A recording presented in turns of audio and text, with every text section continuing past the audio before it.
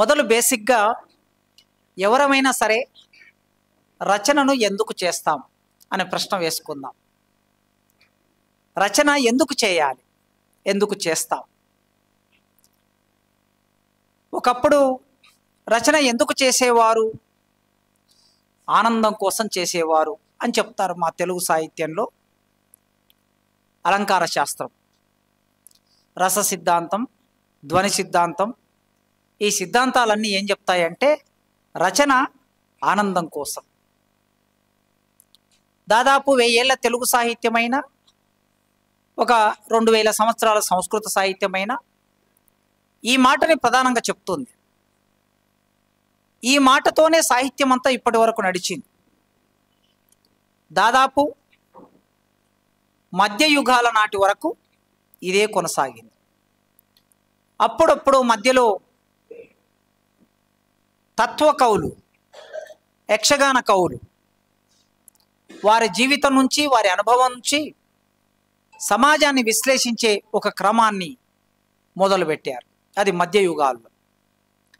వేమన వచ్చే నాటికి, పోతులూరి వీరబ్రహ్మం వేమన నాటికి రచన ఎందుకు చేస్తారంటే ఆనందం కోసం చేస్తారని, రచన సామాజిక ప్రయోజనం కోసం చేస్తారనే భావన సమాజం రచనలో ప్రతిబింబించాలి. శ్రీశ్రీ అన్నాడు కదా, నా ఊహలు నేనేవో రచిస్తానని, నా జాతి జనులకి అది గొప్పగా ఉంటుందని నేను అనుకున్నానమ్మా, కానీ నేను అనుకోని నే విన్నవి కన్నవి విన్నవించకపోతే ఈ సమాజంలో పదాలకై వెతుకులాడితే ఎక్కడున్నావమ్మా నీవు అందని అందానేవిగా, శ్మశానాల వంటి నిఘంటువుల్లో సర్ప పరిస్వాంగం, ఛందస్సు అనే సర్ప పరిస్వాంగంలో నీవు ఉన్నావు. అంటే అక్షరం ఉంది, ఆ అక్షరం వెలువడినై, వడివడిగా వెలువడినై నా ఎదనడిగినై. వడివడిగా వెలువడి నా ఎదనడిగినప్పుడు అప్పుడు నేను ఏం రాస్తానో, నా జాతి జనుల గుండె గురించి ఏం రాస్తానో, ఏం రాయాలి, ఏం రాయాలి అంటే మనిషి కాలు కింద పడి నలిగిన చీమ కాలు శబ్దాన్ని విన్నానమ్మా. నే విన్నవి కన్నవి విన్నవించాలి. నే విన్నవి కన్నవి ఏమిటి? మనిషి కాలు కింద పడి విరిగిన చీమ కాలు శబ్దం, కాలువ నీళ్ళలో పడి కదలగలేని తాగుబోతు వ్యక్తావ్యక్త ఆలాపన ప్రేలాపన. కాలువ నీళ్ళలో పడి కదలగలేని తాగుబోతు వ్యక్తావ్యక్త ఆలాపన ప్రేలాపన. సమ్మె కట్టిన కూలీల భార్యల బిడ్డల ఆర్తానాదం, నే విన్నవి ఇవి విన్నాను అనే దృష్టి వచ్చే వరకు, ఈ సమాజానికి దృష్టి వచ్చే వరకు, సాహిత్యంలో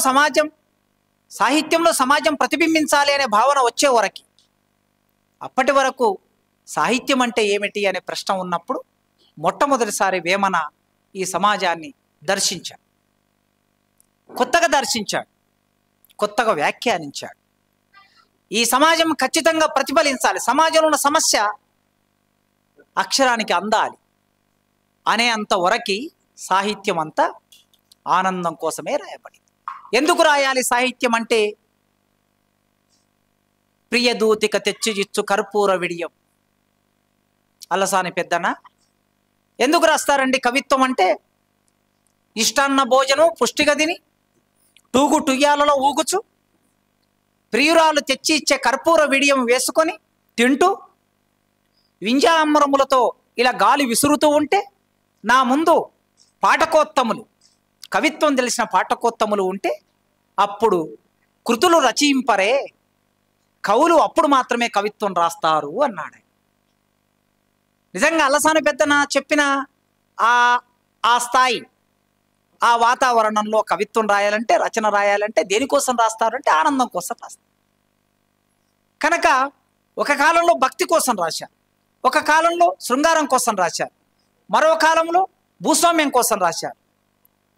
ఈ మొత్తం కాలం ఇట్లా మారుతూ ఉన్నప్పుడు మధ్యయుగాల్లో ఒక వేగుచుక్కలాగా ఆయన వేమన మనుషుల బాధల్ని తనదైన పద్ధతిలో వ్యాఖ్యానం చేశారు. ఆ నేపథ్యం నుంచి రచన ఎందుకు చేయాలి అంటే ప్రపంచం మనకు అర్థమైనప్పుడు, ప్రపంచ సాహిత్యం అర్థమైనప్పుడు రచనకి ఒక సామాజిక ప్రయోజనం ఉంటుంది. సామాజిక ప్రయోజనం లేకుండా రచన చేయకూడదు. ఖచ్చితంగా ఏదైనా సరే కళారూపం, ప్రతి కళారూపానికి సామాజిక ప్రయోజనం ఉంటుంది. ఆ కళారూపం అయిన దానికి సామాజిక ప్రయోజనం ఉన్నప్పుడు దానిని చేపట్టడం అనేది సామాజికుల కర్తవ్యం. అందుకే రచన ఎందుకు చేస్తామనే ప్రశ్న వేస్తే మనం ఎందుకు చేస్తామంటే ఏదో మేము సైతం అని సమాజం కోసం చేస్తాం. ఇప్పుడు మీరు సైతం, మీరందరూ ఒక 24 మంది రచయితలు 24 వ్యాసాలు రాశారు. ఈ పుస్తకంలో అనుబంధంలో 14 వ్యాసాలు రాశారు. 24 మంది రచయితల్లో 5 స్త్రీలు ఉన్నారు. ఇది గొప్పదే. 24లో 5 స్త్రీలు అంటే గొప్పదే. వీరు ఇందులో కథనాలు రాశారు, జీవిత చరిత్రలు రాశారు, విశ్లేషణలు రాశారు. ఏది రాసినా ఆనందం కోసం రాయలే, ఏది రాసినా సామాజిక ప్రయోజనం కోసం రాశారు, ఒక అవసరం కోసం రాశారు. మీ అక్షరానికి ఒక బాధ్యత ఉంది అని ఎరిగారు. అందుకే ఈ బాధ్యత ఉంది అని ఎరగడానికి ఒక నేపథ్యం ఉన్నది మనకి.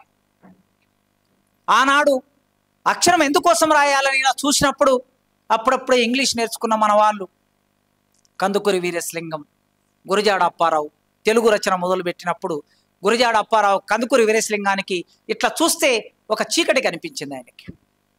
ఇంగ్లీషు నేర్చుకోకముందు, తెలియకముందంతా ఆయన పద్యం రాశాడు, ప్రబంధాలు చదివాడు, క్షీణ ప్రబంధాలు చదివాడు. చదివి ఒక్కసారి ఇంగ్లీష్ నేర్చుకున్న తర్వాత ఒక కొత్త ప్రపంచం అర్థమైంది. ఇప్పుడు ఇంగ్లీష్ అవసరమా లేదా, ఇంగ్లీష్ మీడియంలో చదవాలా లేదా, నేను ఆ చర్చలోకి వెళ్ళను. ఏదైనా సరే భాష వస్తుంది, చదువుకుంటే వస్తుంది, అవకాశం అంటే ఉంటే వస్తుంది. మాలాంటి తెలుగు మీడియంలో చదువుకున్నటువంటి వాళ్ళకి ఇంగ్లీషు చెప్పేవాడే 10th క్లాస్ వాడు లేకపోతే ఇంగ్లీష్ రాదు.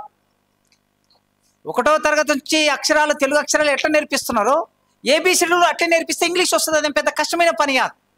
మా ముందు తరాలు అట్లే నేర్చుకున్నారు. ఇంగ్లీష్ మీడియం లేకపోయినా తెలుగు మీడియంలో చదువుకున్నా ఇంగ్లీషును ఒక లాంగ్వేజ్గా చదువుకున్నారు కనుక ఇంగ్లీష్ వచ్చేసింది. చెప్పేవాడు ఉండాలి. అది మాట్లాడకుండా ఇంగ్లీష్ మీడియంలో చదవాలంటే ఇంగ్లీష్ రాదు. ఇప్పుడు ఇంగ్లీష్ మీడియంలో చదువుతున్న ఎంతమందికి ఇంగ్లీష్ వస్తుందో యూనివర్సిటీలో నేను చూస్తున్నాను. కనుక ఇంగ్లీషు నేర్చుకోవటం అనేది, ఇంగ్లీషులో చదవటం అనేది ఒక కొత్త ప్రపంచాన్ని అర్థం చేయించింది కందుకూరి వీరేశలింగానికి. అర్థం చేయించప్పుడు సరస్వతీ నారద విలాపం అని ఒక కావ్యం రాశాడు. సరస్వతీ నారద విలాపం. సరస్వతి నారదుడితో విలపిస్తుందట, బాధపడుతుందట. ఎందుకు బాధపడుతుంది? అయ్యో, నా అక్షరాన్ని వీళ్ళు బంధించారే, ఈ ప్రబంధాల్లో, క్షీణ ప్రబంధాల్లో బంధించారు, నేను సామాన్యుడి దగ్గరికి వెళ్ళలేకపోతున్నానని ఆ తల్లి బాధపడుతూ నారదుడితో ఏడ్చిందట, దుఃఖించిందట. అప్పుడు ఆ తల్లిని ప్రజల పరం చేయాలి, సమాజ పరం చేయాలి. ఆ సమాజ పరం చేయడానికి ఆయన ఏం చేశాడంటే తన ముందు ఉన్న క్షీణ ప్రబంధాల విన యుద్ధం ఎక్కుపెట్టాడు. ఇంకా మీరు శృంగారం గురించి రాస్తారా? ఇంకా స్త్రీ అంగాంగాన్ని వర్ణిస్తూ రాస్తారా? నీ కళ్ళ ముందు ఏం కనిపిస్తున్నది? నీ కళ్ళ ముందు 5 సంవత్సరాల బిడ్డ ఆడుకోవాల్సిన బిడ్డ తల గొరిగి తెల్ల బట్టలు వేసి చీర కట్టి ఆమె తల మీద చీర వేసి ఎక్కడనో ఇంట్లో పడేస్తూ ఉన్నారు. ఆడుకోవలసిన బిడ్డ నీ కళ్ళ ముందు ఇలా కనిపిస్తూ ఉంటే నీ ఇంకా ప్రబంధాలు అంగాంగ వర్ణన చేస్తావా అనే ఒక సామాజిక ప్రయోజనాన్ని కోసం వెతుకులాట మొదలు పెట్టాడే. నీ ఇంట్లో నీ కొడుకుని చదివిస్తున్నావు, నీ బిడ్డని చదివించట్లేదు. చిన్నప్పుడే ఎందుకు పెళ్లి చేస్తున్నారు? ఈ వాతావరణాన్ని అంతా తన కళ్ళ ముందు ఉంచుకొని ఆయన మొట్టమొదటి ఒక సామాజిక ప్రయోజనం కోసం రచన మొదలు పెట్టాడు. కానీ ఆ రచన ఎవరికి అర్థమయ్యేటట్టు రాశాడు అనే క్వశ్చన్ వేసుకుంటే గ్రాంధికంలో రాశాడు. ఆనాటికి అది ఒక పెద్ద విప్లవమే. పద్యం వదిలేసి గ్రాంధిక భాషలోకి రావటమే ఒక పెద్ద విప్లవం. ఆ గ్రాంధిక భాషలో రాస్తూ ఉన్నప్పుడు అడిగారట ఇట్లా సామాజికులు అందరు కలిసి ఒకరోజు ఇట్లా సభ జరుగుతూ ఉంటే, అయ్యా వీరేశలింగం గారు, మీరేంటండి మొత్తం స్త్రీల సమస్యలు రాస్తున్నారు? పత్రికలు అవే రాస్తారు, కథల్లో అవే రాస్తారు, నవల్లో అవే రాస్తారు, వ్యాసాల్లో అవే రాస్తారు, మొత్తం స్త్రీల సమస్యలు రాస్తున్నారు. మరి చదివేదేమో మేమంటే ఎవరు? పురుషులు. స్త్రీలకి చదివే లేదు, మేము చదువుతున్నాం, మీరేమో స్త్రీల సమస్యలు రాస్తున్నారు అని అడిగితే అప్పుడు చెప్పాడట ఆయన ఒక లాజికల్ సమాధానం చెప్పాడు వీరేశలింగం. అవునండి, నేను స్త్రీల సమస్యలు రాస్తున్నా, చదివే వాళ్ళు పురుషులు మారాలి. ఎందుకు మారాలంటే ఒక బిడ్డ నీ ఇంట్లో విధవగా ఉంది అంటే ఆ బిడ్డను మళ్ళీ వితంతో పునర్వివాహం చేయాలంటే నువ్వు తండ్రిగా నువ్వు మారాలి. నీ ఇంట్లో భార్య, నీ ఇంట్లో నీ చెల్లి, నీ అక్క, నీ బిడ్డ స్కూల్కి వెళ్ళాలంటే, చదువుకోవాలంటే మొదలు నీవు మారాలి. నీవు మారాలి కనుక నా టార్గెట్ పీపుల్ ఎవరంటే మగవాళ్ళే అని చెప్పాడు ఆయన. ఇది సామాజిక ప్రయోజనం. సమాజాన్ని మార్చడానికి ఒక సామాజిక ప్రయోజనాన్ని గ్రాంధిక భాషలోనే రాశాడు, పండితుల కోసమే రాశాడు ఆయన. ఆ తర్వాత కొన్ని రోజులకైనా 1848లో ఈయన పుట్టాడు. 1862లో గురజాడ పుట్టాడు. మీరు చూడండి, 48 నుంచి 62కి వచ్చేసరికి చాలా కొద్ది తేడానే. ఎంత మార్పు వచ్చింది ఆయన సంస్కారంలో, ఈయన సంస్కారంలో ఎంత మార్పు వచ్చింది. ఈయన స్త్రీని సంస్కరించాలనుకుంటే ఆయన స్త్రీని విప్లవీకరించాడు గురజాడ అప్పారావు. విప్లవీకరించి ఒక కన్యకగా నిలబెట్టాడు, ఒక పూర్ణమ్మగా నిలబెట్టాడు, ఒక మధురవాణిగా నిలబెట్టాడు. ఆధునిక భారతదేశ చరిత్రని స్త్రీ రాస్తుంది, లిఖిస్తుంది అన్నాడు గురజాడ. ఇది సామాజిక ప్రయోజనం. మాట్లాడించాడు. నిజానికి క్యారెక్టర్ను ఒక్కొక్కసారి చంపొచ్చు ఆయన. పూర్ణమ్మ చచ్చిపోయింది. ఒక బిడ్డ ఏం చేయగలుగుతుంది? అంత చిన్న బిడ్డ తన అసమ్మతిని ప్రకటించింది. మీరు ఇక్కడ కూర్చొని అసమ్మతి ప్రకటిస్తున్నారు. మీరేం రోడ్డు మీదకి వచ్చి అసమ్మతి ప్రకటించకపోవచ్చు, మోడీ మీద అసమ్మతి ప్రకటించకపోవచ్చు. ఒక ఆయన రాశారు, ఇక్కడ ఆచార్యులు గారు ఇక్కడ ఉన్నారో లేదో నాకు తెలియదు, ఇందులో ఒక వ్యాసం ఉంది. ఆయన ఒక ప్రకటన చేశాడు, తన అసమ్మతిని ప్రకటించాడు. ఏమని ప్రకటించాడు? ప్రజా చైతన్యము లేకపోతే ప్రగతికి మూలం లేదు అన్నాడు. ఈ ప్రజా చైతన్యము లేకుండా చేసేటటువంటి ఒక కాన్స్పిరసీ జరుగుతూ ఉంది భారతదేశంలో. చాలా జాగ్రత్తగా, చైతన్య రహితంగా కోట్ల మంది ప్రజలు ఏమిటండి ఆ నదులని కాలుష్యం చేయడం కోసం పోవటం ఏంటి? అది పుణ్యం వస్తుందని అక్కడికి వెళ్ళి నదులను మొత్తం కాలుష్యం చేస్తున్నారు. ఈయన చాలా జాగ్రత్తగా ఇంకొక ఆయన రాశాడు, ఈ ప్రకృతిని విధ్వంసం చేసే హక్కు ఎవరికి ఉంది? ఇన్ని కోట్ల మంది ఒక్క దగ్గరికి వెళ్ళి ఒక్కసారి ఆలోచించండి మీరు. ఎన్ని కోట్ల మంది వెళ్ళారో లెక్కలు చెప్తూ ఉన్నారు కదా ఎప్పటికప్పుడు. ఇన్ని కోట్ల మంది ఒక దగ్గరికి వెళ్ళి మలమూత్రాలను విసర్జిస్తే ఈ ప్రకృతి ఏమైపోతుంది మీరు ఆలోచించండి. దాన్ని ఏం చేస్తున్నారు? ఈ మధ్యలో ఎవరో మా ఫ్రెండ్ చెప్తే విన్నాను నేను. సినిమా టాకీసుల్లో, నేను సినిమాలు దొరక చాలా రోజులు అయింది, మీరు చూస్తూ ఉండొచ్చు ఎవరైనా. సినిమా టాకీసుల్లో కూడా ఒక పెద్ద అడ్వర్టైజ్మెంట్ ఒక 5 నిమిషాలు వస్తుందట దాని గురించి. అక్కడ జరుగుతున్న ఆ సమ్మేళనం గురించి 5 నిమిషాల అడ్వర్టైజ్మెంట్ సినిమాల్లో వస్తుంది టాకీస్లో, ప్రతి టాకీస్లో. ఈ దేశంలో కోట్ల మంది సినిమాలు చూస్తారు. కోట్ల మంది మెదడులోకి ఒక ఆలోచనను ఇంజెక్ట్ చేస్తూ ఉన్నారు. అబ్బాయి ఈ జీవితంలో 144 ఏళ్ళకు ఒకసారి ఇది వచ్చింది, అద్భుతం, మనం వెళ్ళకపోతే మన జీవితం వృధా అనుకునే ఒక భావాన్ని ఇంజెక్ట్ చేస్తూ ఉన్నారు. ఇట్లా ఇంజెక్ట్ చేస్తూ ఉన్నప్పుడు ఈ సమాజం మార్చాలనే ఒక ఆలోచన ఆనాడు గురజాడకు కలిగి ఒక పూర్ణం అసమ్మతి. ఇప్పుడు మీలో ఒక రచయిత నేరుగా రోడ్డు మీదకి వెళ్ళి అసమ్మతి ప్రకటించకపోవచ్చు, ధర్నా చేయకపోవచ్చు, ర్యాలీ చేయకపోవచ్చు, కానీ ఇక్కడ కూర్చొని ఒక అక్షరం అయితే అసమ్మతి ప్రకటించారు. చాలది. పూర్ణమ్మ ఆనాటికి అదే ఒక పెద్ద క్యారెక్టర్. చిన్న బిడ్డ ఏం చేయగలుగుతుంది? తల్లిదండ్రుల మీద అసమ్మతి ప్రకటించింది, సమాజం మీద అసమ్మతి ప్రకటించింది, వెళ్ళి ఆ దుర్గని చేరి చనిపోయింది. కానీ గురజాడ చాలా జాగ్రత్తగా నలుగురు కలిసి నవ్వే చోట నా పేరు ఒకసారి తలవండి. ఏమిటి సంకేతం? పూర్ణమైన నేను పసిబిడ్డను, 10 ఏళ్లలోపు పసిబిడ్డను ఎందుకు చనిపోయాను అని మీరు మాట్లాడుకోవాలి.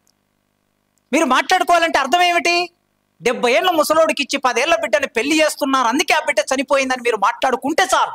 అదే ఒక విప్లవం, అదే ఒక చైతన్యం. అక్కడి నుంచే ఏం చేశాడు?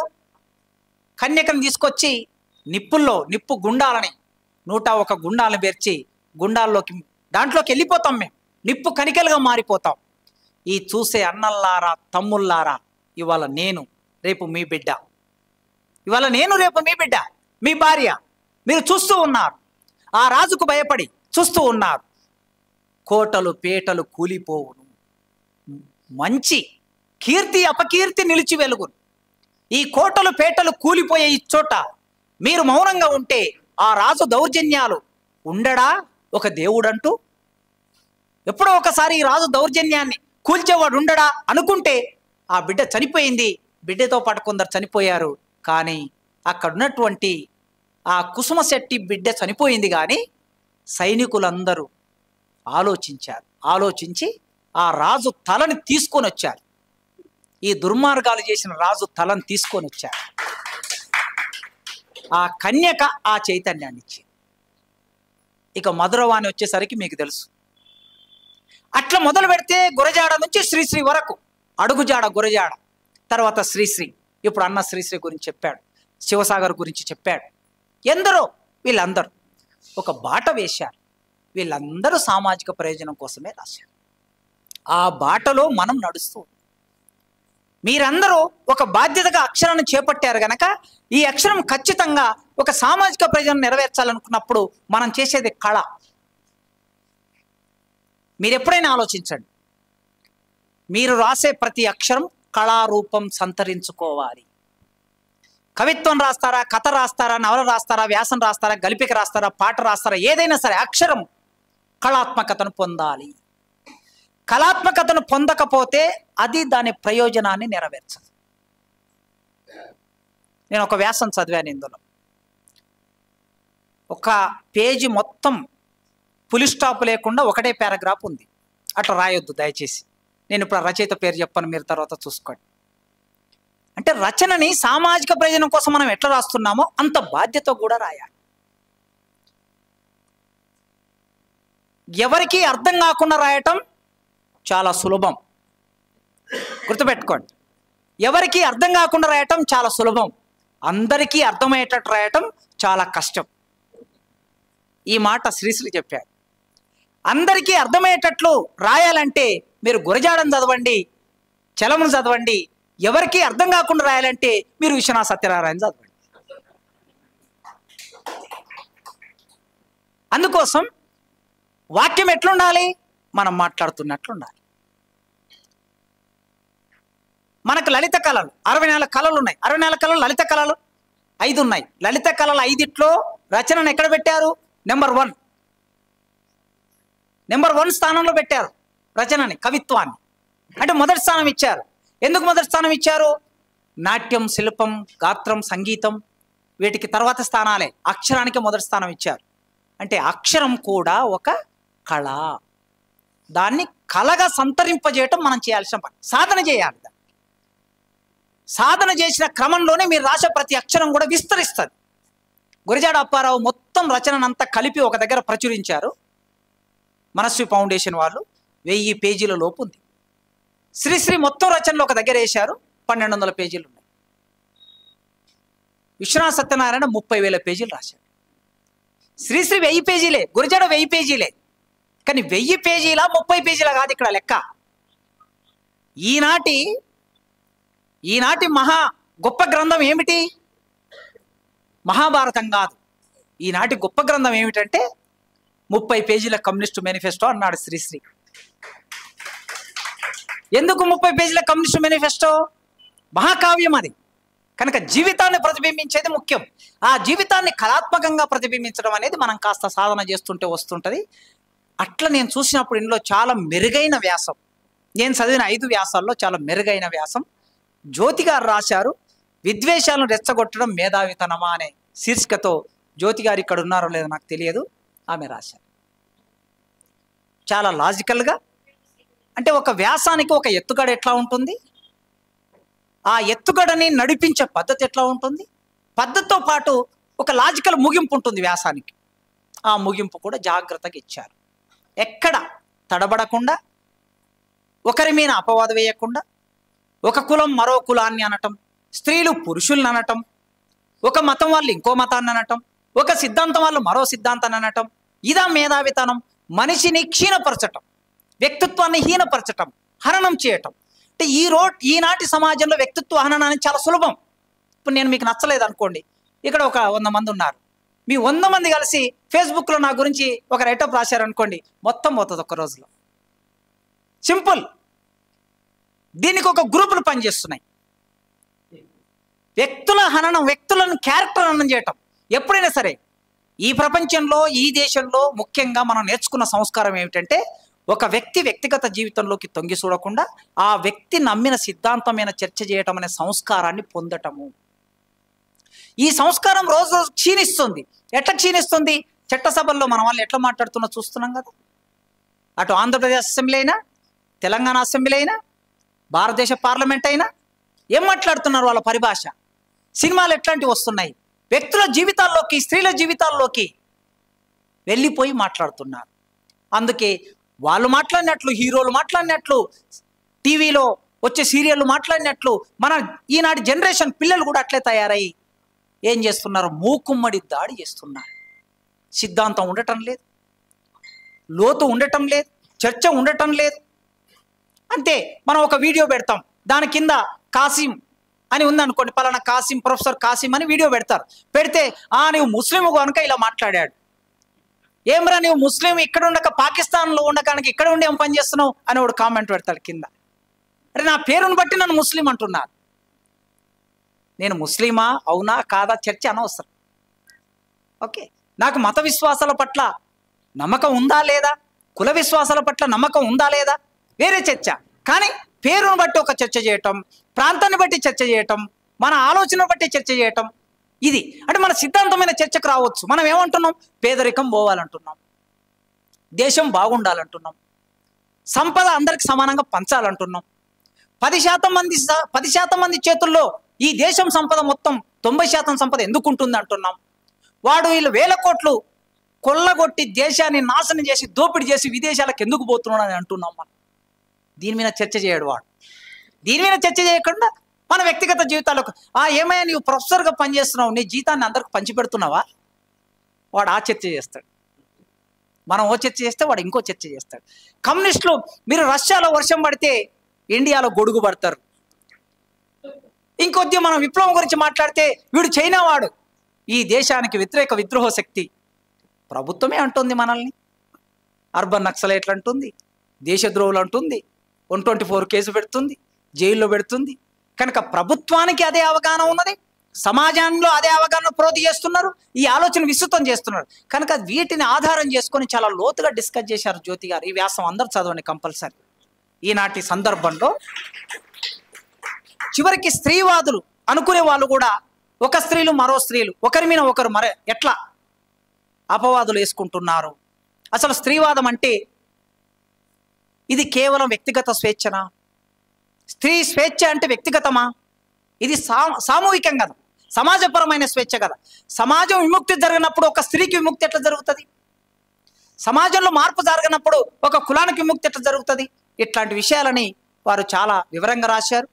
నలంద, తక్షశిల లాంటి విశ్వవిద్యాలయాలు ఉన్న చోట మనం ఒకవైపు నలందలో ఆనాడు గ్రంథాలయాలు ఎట్లా ఉన్నాయి, ఒక మతం బౌద్ధ మతం ఈ దేశాన్ని సమానత్వం వైపు తీర్చిదిద్దడానికి ఎట్లాంటి ప్రయత్నం చేసిందని మనం మాట్లాడుతున్నాం.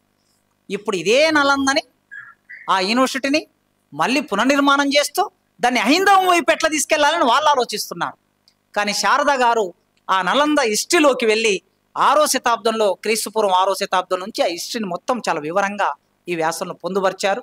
గ్రంథాలయాలు లేని చోట, పుస్తకాలు చదవని చోట ఆనాటి అధ్యయనం అనేది ఎక్కడనో చైనా నుంచి వచ్చినటువంటి ఆ హిస్టోరియన్ ఈ భారతదేశానికి సంబంధించిన చరిత్రను ఎట్లా రికార్డ్ చేశాడు అనే వ్యాసం కూడా చాలా బాధ్యతగా మేడం రాశారు. అట్లే ఇండియా అసలుకి ఇది హిందూ దేశమా, హిందూ మతమా, దీని హిస్టరీ ఎంత ఉంది? నిజంగా ఎక్కడన్నా పురాణాల్లో కృష్ణుడు కానీ, రాముడు కానీ, అర్జునుడు కానీ, అల్లసాని పెద్దన కానీ, ముక్కు తిమ్మన కానీ, నన్నయ్య కానీ ఎవరన్నా ఎక్కడన్నా ఇది హిందూ దేశం, ఇది హిందూ మతం అని రాశారా? 1000 ఏళ్ల కిందట, 2000 ఏళ్ల కిందట, 3000 ఏళ్ల కిందట రాశారా? పోనీ కనీసం 1857లో 1880లో రాశారా? లేని చరిత్రను ఎందుకు తీసుకొచ్చి ఇప్పుడు ఈ దేశం మీద రుద్దుతున్నారని ఇంకొక ఆయన, హిందూ మతం హిందూ దేశంగా ఎట్లా పరిణామం చెందుతుంది? ఇది ఒక అఖండ భారతం ఎప్పుడైనా ఉందా? ఇప్పుడేదో నిన్న మా పాప చెప్తుంది, ఛత్రపతి శివాజీ కొడుకు గురించి సినిమా వచ్చిందట, సంభాజీ చావాజీ. ఓకే, ఆ సినిమా దేశం అంతా ఇట్లా సిగమూగిస్తుందట. ఒక వీడియో చూపించింది నా బిడ్డ, కాలేజీ పిల్లలు టాకీస్లో ఉన్నారు. ఆయన రాగానే మొత్తం పిల్లలందరూ లేచి ఒక ప్రతిజ్ఞ తీసుకుంటాం కదా, మనం ఇట్లా ప్రతిజ్ఞ తీసుకుంటున్నారు, ఈ దేశం కోసం, హిందూ దేశాన్ని స్థాపించడానికి మేము ఏం చేస్తామని మరాఠీలో మాట్లాడుతున్నారు వాళ్ళందరూ. ఒక పూనకాన్ని తయారు చేస్తూ ఉన్నారు. ఈ పూనకం అనేది అఖండ భారత్, అసలు అఖండ భారత్ ఎక్కడన్నా ఉందా అని చాలా లాజికల్ చర్చ చేశారు. ఏ హిందూ రాజైనా ఈ భారతదేశాన్ని ఎప్పుడైనా సంపూర్ణంగా పరిపాలించాడా? ముస్లింలు తప్ప అనే చర్చ ఈ వ్యాసంలో కనిపిస్తుంది. నేను ఇప్పుడు ఇది మాట్లాడాను అనుకోని వెంటనే కింద కామెంట్స్, రేపు యూట్యూబ్లో పెడతారు కదా, కింద కామెంట్స్ వీడు పాకిస్తాన్ వాడుగా ఇలా మాట్లాడుతున్నారు అంటారు. అంటే మన పుస్తకం మాట్లాడిన సంభాషణ ముందు వెనకాల కట్ చేసి కరెక్ట్ మధ్యలో ఒకదాన్ని పెట్టేస్తారు. నేను మొన్న ఎక్కడనో ఒక పుస్తకము ఇండియాలో ఇప్పుడు ఏం చేయాలని ఒక రచయిత రాశాడు. సుందరయ్య జ్ఞాన కేంద్రంలో సభ జరిగింది. ఆయన ఏం పేర్కొన్నాడంటే భారతదేశంలో కుల వ్యవస్థ ఎట్లా పనిచేస్తుందని చెబుతూ ఒక మాట చెప్పాడు ఆయన. ఈ దేశంలో పెట్టుబడి కులాన్ని ఆధారంగా పెట్టుబడి నిర్మాణం అవుతుంది, వ్యాపారాలు కులాల ఆధారంగా వ్యాపారాలు జరుగుతాయని చెప్పాడు. నేను అదే విషయాన్ని కోడ్ చేస్తూ ఏం చెప్పానంటే, ఒక రెడ్డి ఒక చికెన్ షాప్ పెడితే ఆ రెడ్డి చికెన్ షాప్ ఎట్లా నడుస్తుంది, లేదా ఒక దళితుడు చికెన్ షాప్ పెడితే ఆ దళితుడు చికెన్ షాప్ ఎట్లా నడుస్తుంది, అసలు దళితుడు చికెన్ షాప్ పెట్టగలడా, ఒక హోటల్ పెట్టగలడా, అది నడుస్తుందా అని ఇట్లా ఆయన రాసిన దాన్ని ప్రస్తావించారు. దీన్ని ఏం చేశారంటే ఒక్క నిమిషం దాన్ని కట్ చేసి రెడ్డి చికెన్ షాప్ అని హెడ్డింగ్ పెట్టి నా కింద నా పేరు పెట్టి ఫేస్బుక్లో పోస్ట్ చేశారు. ఇప్పుడు 10 లక్షల మంది చూశారు. నేను మాట్లాడి 2 రోజులు అయింది. అది 48 అవర్స్లో 10 లక్షల మంది చూసిన వాళ్ళందరూ రెడ్లందరూ ఏమిటండి మీరు కూడా మాకు వ్యతిరేకంగా మాట్లాడుతున్నారు ఏమిటి సార్ అని నాకు ఫోన్లు చేస్తున్నారు. అంటే దాని ముందు వెనక తెలిస్తే తప్ప నేను ఎందుకు ఆ విషయం చెప్పాను అర్థం.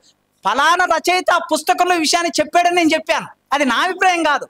ఏం చేశారు ఫేస్బుక్లో నా అభిప్రాయంగా దాన్ని ప్రచారంలో పెట్టేశారు. ఇంత ప్రమాదాలు ఉంటాయి. అందుకే ఈ దేశంలో 1921 నాడు వచ్చిన ఒక కరపత్రము మొట్టమొదటిసారి హిందూ అనే పదప్రయోగం చేసింది నాకు తెలిసిన చరిత్రలో. మీరు ఎవరైనా నన్ను కరెక్ట్ చేయవచ్చు. 1921లో వేసిన కరపత్రం, దాంట్లో వచ్చినటువంటి సావర్కర్ వేసిన కరపత్రం హిందూ అనే పదప్రయోగం జరిగింది. అంతకుముందు భారతదేశం వైదిక దేశం, వైదిక మతం ఉంది తప్ప హిందూ మతం అనేది లేదు.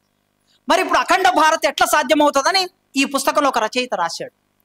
యుద్ధాలే వద్దు, యుద్ధాలు లేని ప్రపంచం కావాలి మనకు. ఎంత బాధ్యతగా యుద్ధాలు వద్దు అనే ఒక అవగాహనని.